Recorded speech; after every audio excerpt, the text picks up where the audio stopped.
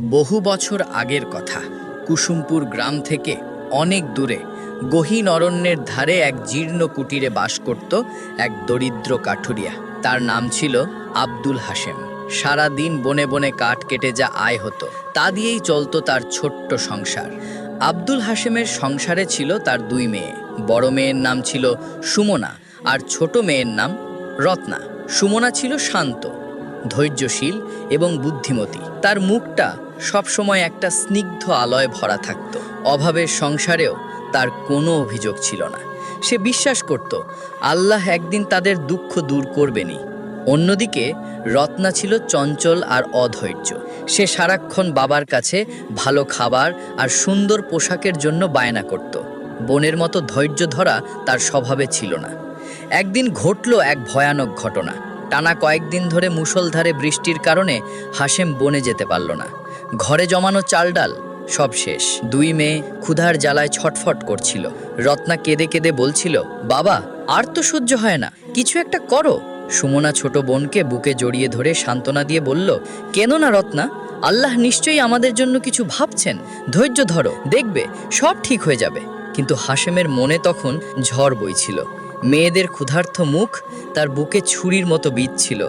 শেষমেশ কোনো উপায় না দেখে সে সিদ্ধান্ত নিল এই দুর্যোগের মধ্যেই তাকে বনে যেতে হবে। কুড়ালটা কাঁধে নিয়ে হাশেম যখন বের হতে যাবে তখন সুমনা তার হাত ধরে বলল, বাবা, এত দুর্যোগের মধ্যে কোথায় যাচ্ছেন?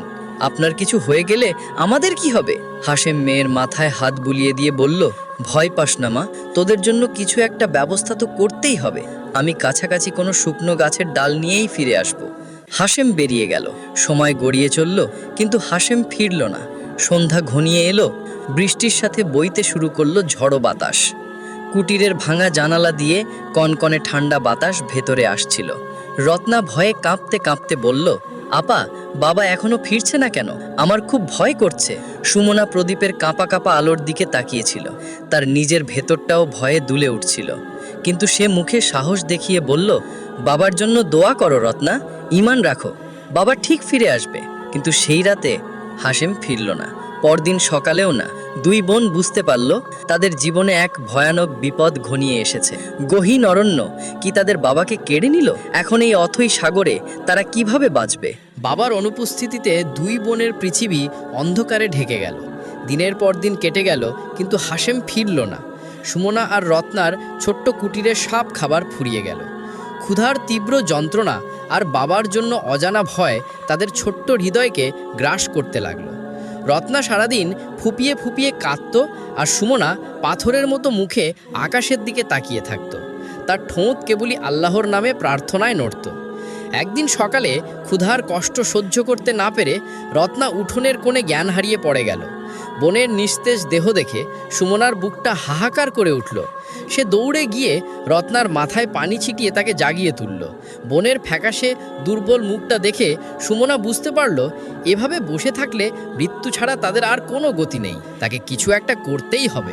ঠিক তখনই গ্রামের পথ ধরে ঢোলের শব্দ ভেসে এলো। ঢোলের শব্দের সাথে সাথে একজন রাজকীয় ঘোষকের গম্ভীর কণ্ঠস্বর শোনা যাচ্ছিল। কৌতূহলী হয়ে সুমনা কুটিরের বাইরে এসে কান পাতল। ঘোষক বলছিলেন, শোনো শোনো রাজ্যবাসী, আমাদের দয়ালু মহারাজ এক বিশেষ যজ্ঞের আয়োজন করেছেন। এই যজ্ঞের সাফল্যের জন্য প্রয়োজন মায়া পুষ্প নামক এক দুর্লভ ঔষধি, যা কেবল আমাদের রাজ্যের সবচেয়ে ভয়ঙ্কর এবং রহস্যময় ছায়াবনের গভীরে পাওয়া যায়। যে সাহসী ব্যক্তি এই মায়াপুষ্প সংগ্রহ করে রাজদরবারে আনতে পারবে, মহারাজ তাকে এক থলে স্বর্ণমুদ্রা পুরস্কার দেবেন। ঘোষণাটি শুনে উপস্থিত গ্রামবাসীদের মধ্যে